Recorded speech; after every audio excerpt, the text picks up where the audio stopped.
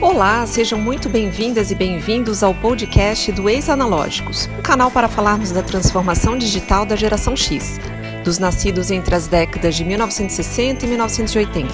Eu sou a Mariana Baima, jornalista, empresária da área de comunicação e uma ex-analógica em constante aprendizado. Continue com a gente e acompanhe histórias inspiradoras de ex-analógicos. Olá, estamos começando mais um episódio do Ex-Analógicos e hoje a nossa convidada é a Ana Amélia Macedo, psicóloga, psicanalista.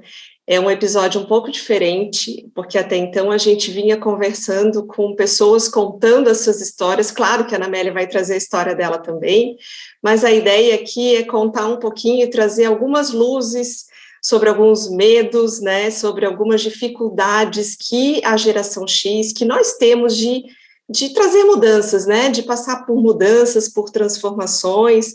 E aí a Ana Amélia vai trazer um pouquinho, a gente vai bater um papo sobre isso, vai trazer o conhecimento dela, mas antes eu queria que ela se apresentasse. Seja muito bem-vinda, nos conte um pouquinho sobre quem é a Ana Amélia. Olá, Mariana, tudo bem? Um prazer aqui estar com você e obrigada pelo convite, né? Achei a ideia super bacana, enfim, né? E deixa eu contar um pouquinho aqui a minha história. Eu sou psicóloga de formação, né? Então iniciei aí a minha trajetória profissional. Antes ainda disso, né? Eu fui professora antes de ser psicóloga, então tem uma veia aí do aprender e ensinar, né? Que eu acho que tem a ver com o tema que a gente vai falar aqui, né? E, ao longo da minha trajetória, eu fiz um reposicionamento, aí, um desvio de carreira, né, e saí um pouco aí desse viés da clínica, e entrei pelo viés da consultoria, trabalhando com organizações, e trabalhando com pessoas, e com comportamentos nas organizações, né. E, para falar de mudança, né, sobre mudança também da minha carreira, agora, com a pandemia, né, com esse nova era digital aí, esse mundo tecnológico que a gente vive, que eu acho que é um pouco do assunto que a gente vai abordar também, eu fiz uma mudança de novo, né, voltando aí para a área da clínica e atuando de novo como psicanalista, né, tendo em vista toda a demanda de mercado, né, todo esse tumulto que esse mundo digital e essas mudanças, pandemia e pós-pandemia, vem aí trazendo para a gente, né, que são muitos desafios. Sim, então nós vamos começar por aí, vamos começar por esse gancho de você estar voltando a atuar e clinicar, atendendo, né, as pessoas.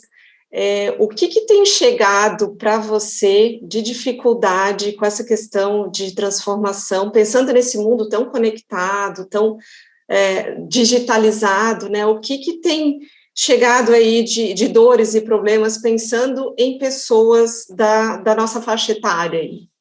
O que você percebe? Então, né, essa geração X, né, ela foi preparada para um outro contexto, né, e a gente traz aí muitas transformações que impactam exatamente na questão do saber, na questão da adaptação e da mudança, né. E tem chegado muito aqui na clínica, né, questões relacionadas exatamente a como lidar, né, com essas angústias, com essa mudança, com esse medo, do desconhecido, né, que ninguém sabia o que era que estava acontecendo, ninguém tinha vivenciado, passado por isso, pelo menos a nossa geração, né, para trás um pouco a gente tinha outras gerações aí que tinham vivenciado coisas parecidas, de pandêmicas, enfim, né, mas a nossa não. Então, a incerteza, esse mundo de incerteza, né, traz muitas angústias. E essa angústia que as pessoas trazem, né, não tem nome, elas não conseguem nomear. Enquanto não nomeiam, né, fica no campo do imaginário, fica no campo do desconhecido, né, que vai causando essa ansiedade, esse medo que às vezes paralisa, né?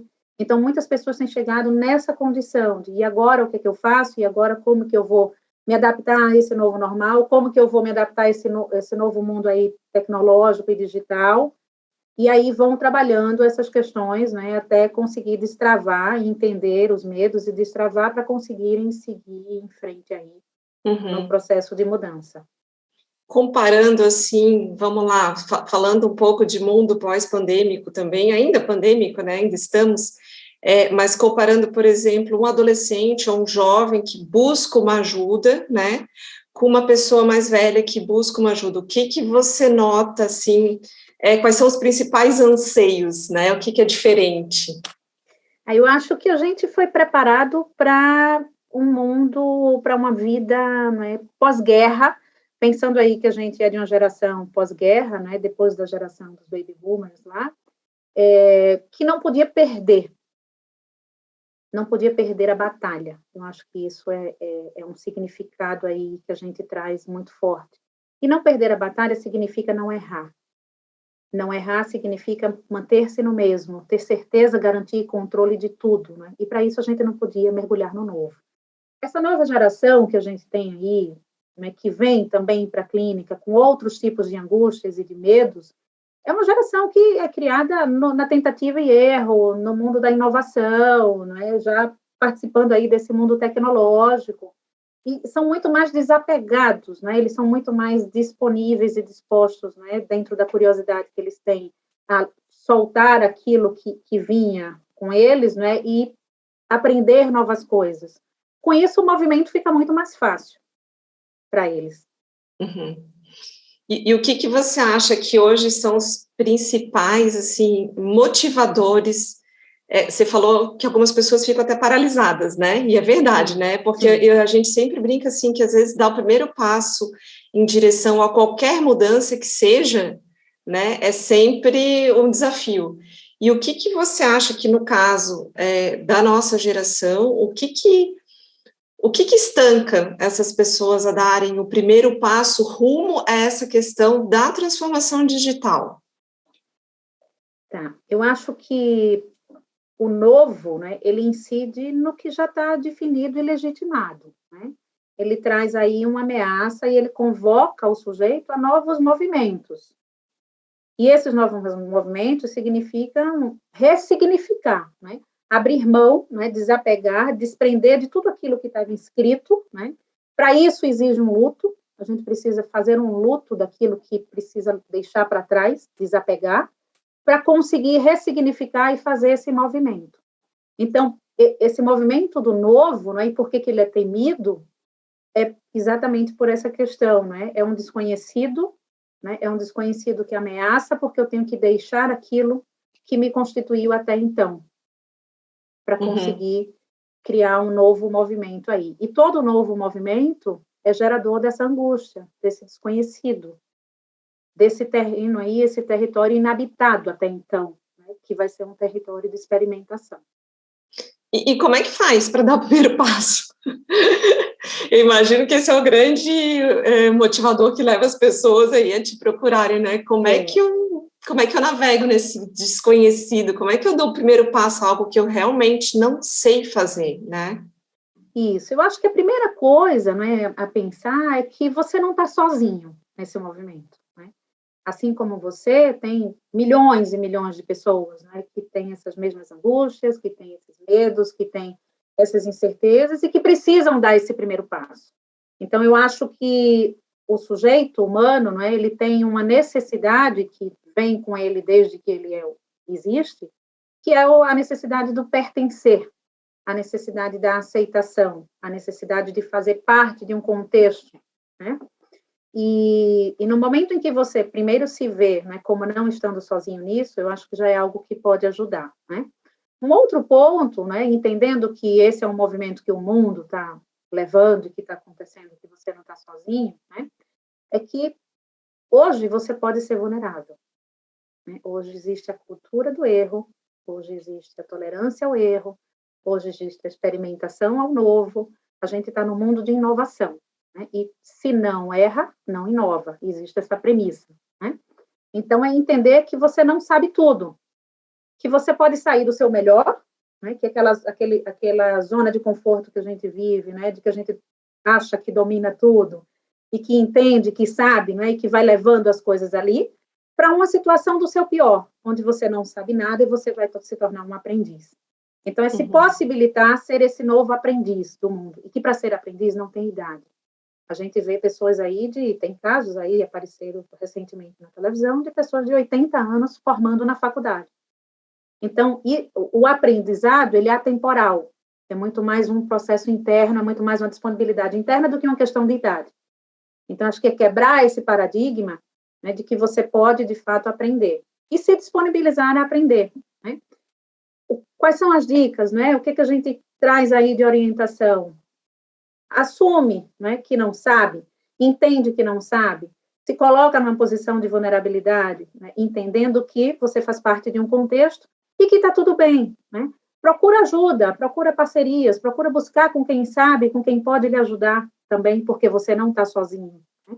E começa dando pequenos passos, começa fazendo pequenas coisas, interagindo de forma simples, né, com aquilo que parece mais complexo, para ir desmistificando as questões que são ocultas, as questões que são desconhecidas, né?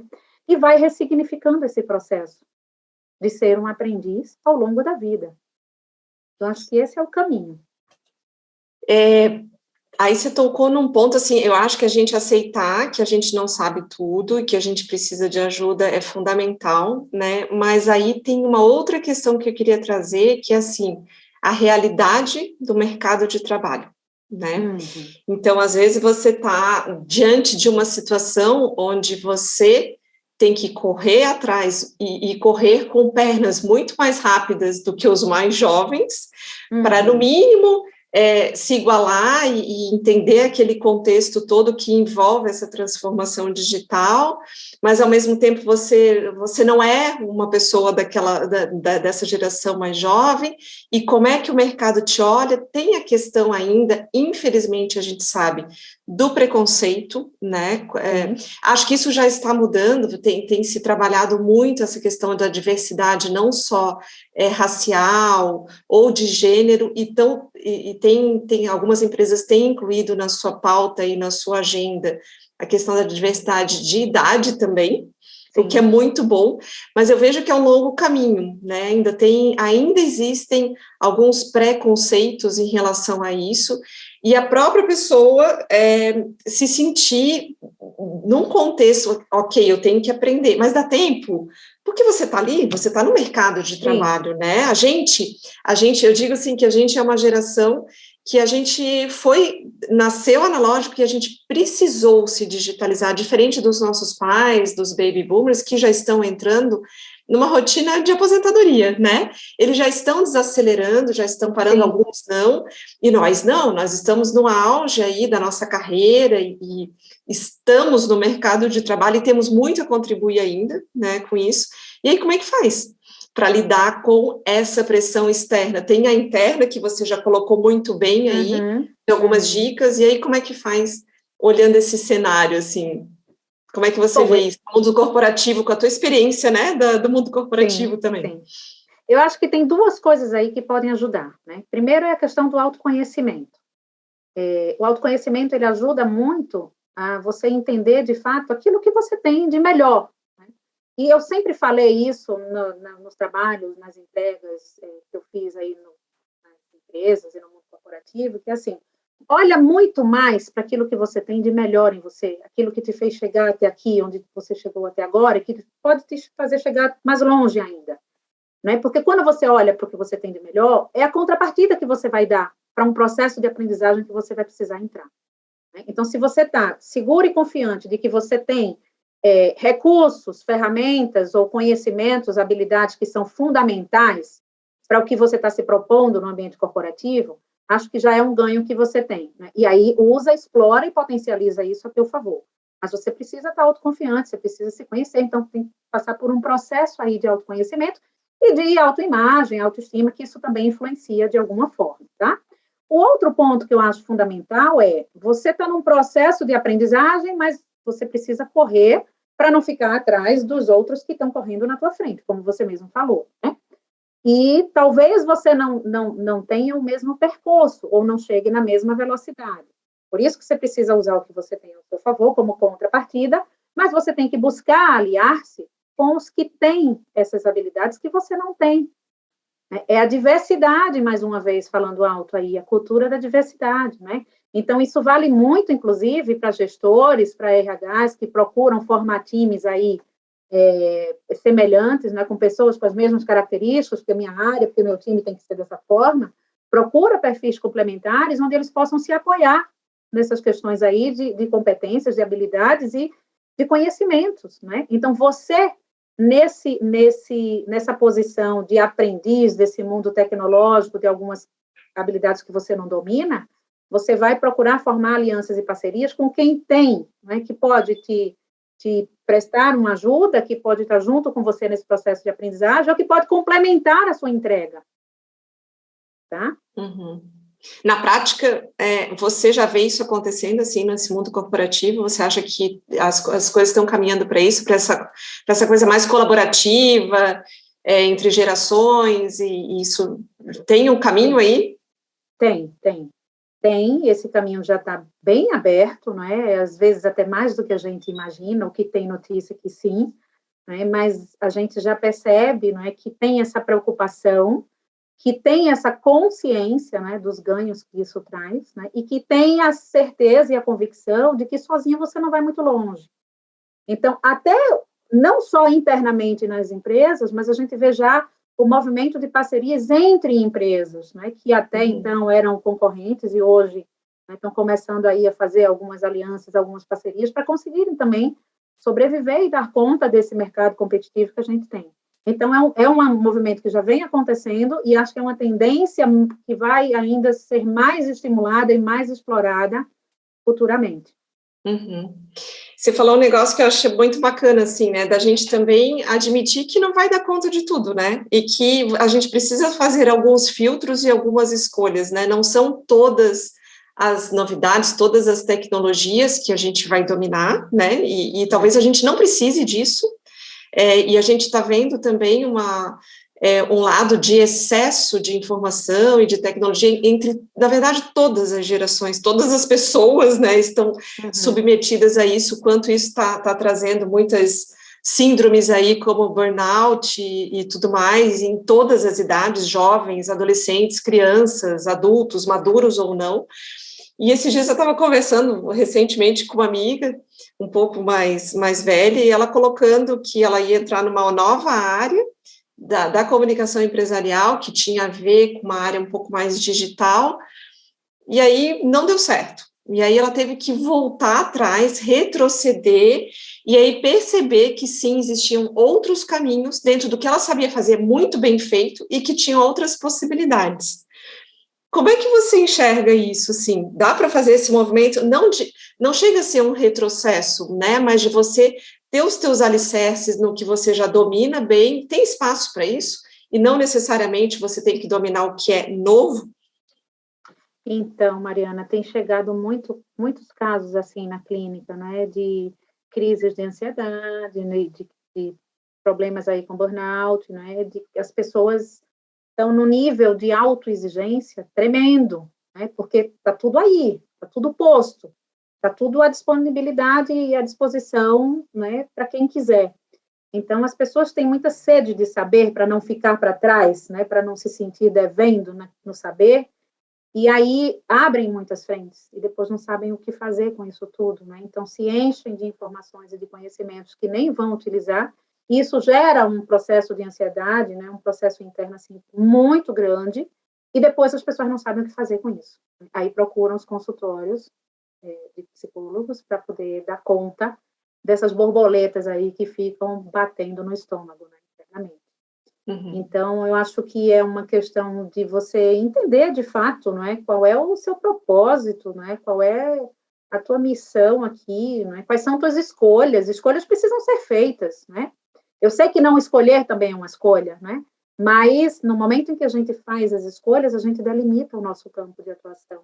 E é nisso que você precisa focar. É isso que eu falei, não é? Às vezes as pessoas elas focam muito mais naquilo que não tem. E aí procuram querer ser super-heróis, dar conta de tudo, saber de tudo e fazer tudo, e no final das contas não chega a lugar nenhum, nem consegue fazer nada, né? Ou não aprofunda em nada. Então, eu acho que é muito olhar para aquilo que você tem, que é o seu melhor, olhar para as escolhas que você faz, olhar para os caminhos que você quer seguir, e focar nisso, né? E focar nisso. E o resto, né? Deixa para quem quer, deixa para quem sabe, deixa para quem vai complementar aquilo que você não sabe. Né? A gente não é obrigado a saber de tudo nem a dominar tudo, mas a gente pode procurar quem sabe, quem domina, e formar as nossas alianças e parcerias com isso. Eu acho que esse é o grande ganho. Eu lembrei, assim, que você comentou isso, né, da gente buscar um monte de conhecimento em várias áreas, e eu lembro que durante 2020, lá no auge da pandemia, que teve muita oferta de cursos online, Nossa, gratuitos, para tudo, né? Eu mesma fiz alguns, e depois eu pensei, para que eu preciso disso? Eu não vou usar isso para nada.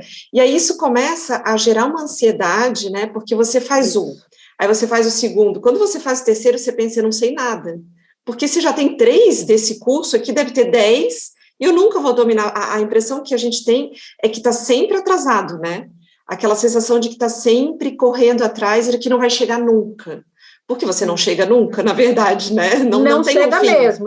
Isso é outra condição do ser humano. Ele vai passar a vida inteira buscando algo inatingível. Tá? E Isso. na hora que ele acha que alcançou e que chegou, é a hora que a morte chegou.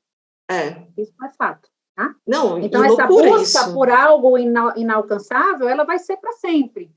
E você vai ter que lidar com isso. A gente vai substituindo aí esses desejos, essas ansiedades que a gente tem, vai pondo outras coisas no lugar, mas no final das contas a gente não chega nunca a ser pleno e a ser total. Né? Então não Uhum. adianta você correr em busca disso, adianta você saber o que de fato você quer e focar naquilo que você quer.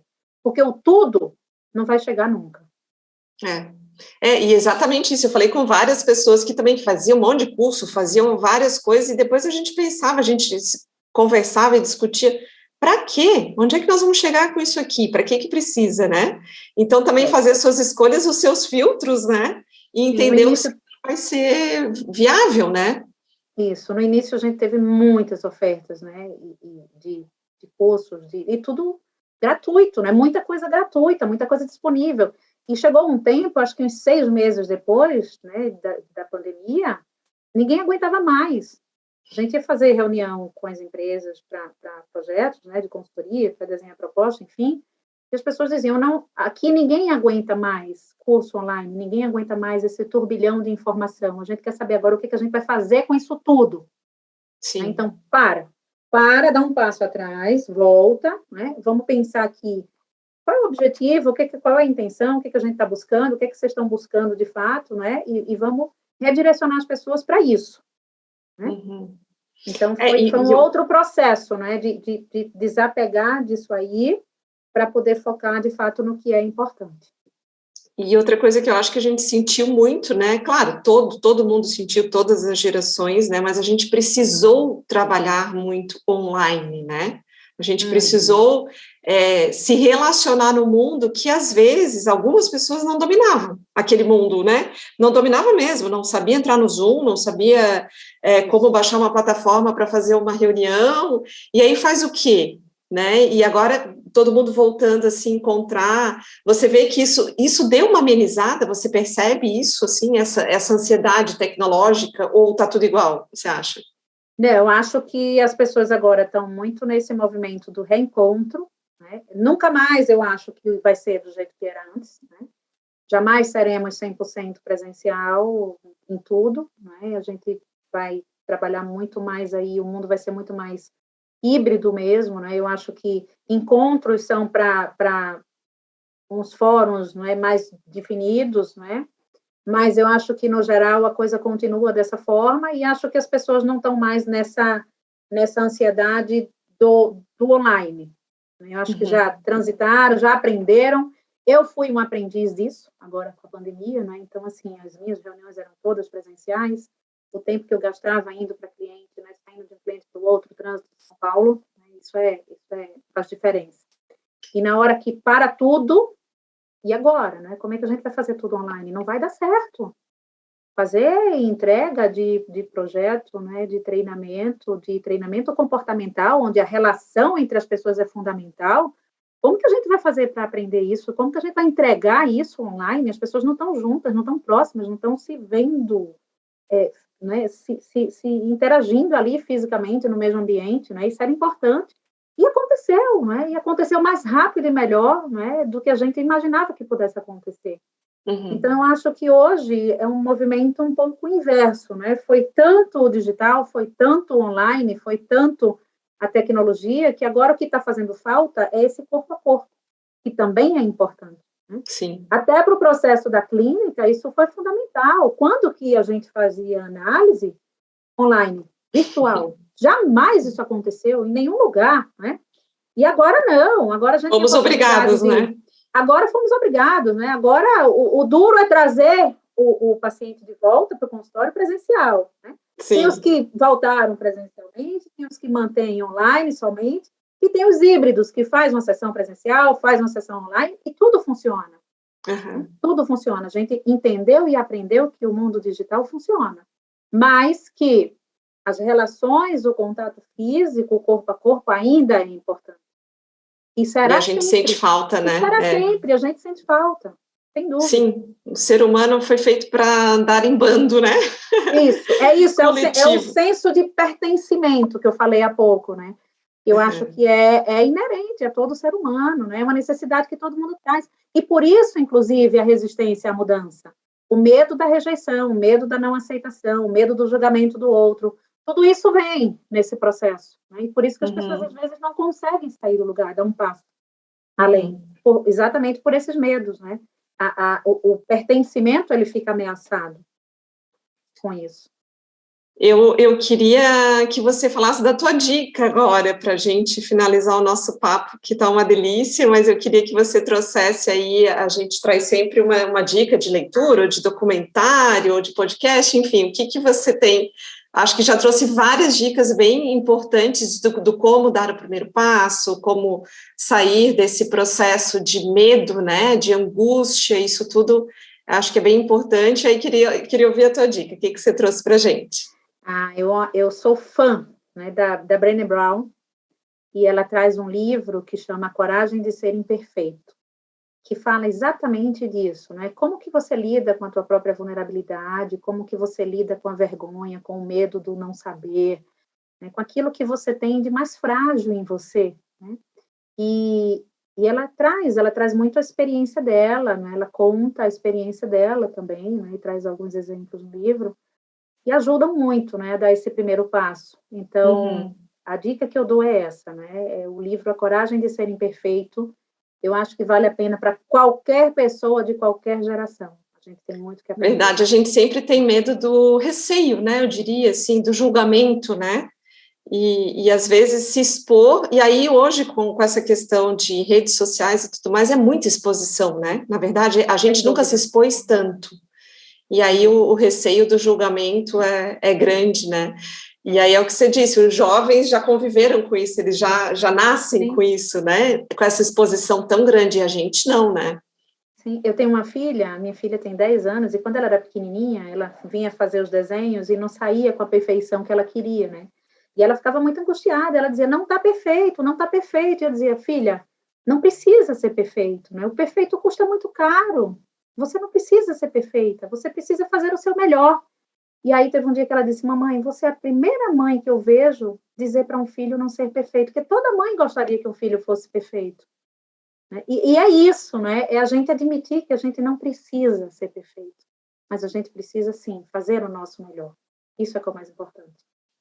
Nossa, com esse ensinamento maravilhoso de mãe para filha que vai servir para a gente aqui, eu queria agradecer muito o papo, a tua participação aqui, com certeza foi muito enriquecedor, acho que pode ajudar muita gente nessa angústia, né, da gente querer fazer o nosso melhor e às vezes não conseguir, saber usar os nossos filtros, admitir as nossas limitações e buscar ajuda, parceria, né? Isso. Se fala tanto no mundo ajuda. colaborativo, a gente precisa de fato construir isso, né? Isso. Exatamente.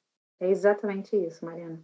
Eu quero te agradecer também a oportunidade, né, de estar compartilhando aqui não só a minha história, como as minhas ideias, e que as pessoas se encorajem de enfrentar o novo, porque, no final das contas, chega num lugar bem bacana. É verdade. Vale a pena. Obrigada, Ana Amélia, muito bom também. Esse papo também. Obrigada. Obrigada também. Tchau. Tchau. O Ex-Analógicos é uma produção da Primeira Via Comunicação Integrada com edição da Atobá Audiovisual. O áudio está disponível no Spotify e também no canal do Ex-Analógicos no YouTube. Para mais conteúdos, siga nossos perfis nas redes sociais no @ex-analógicos.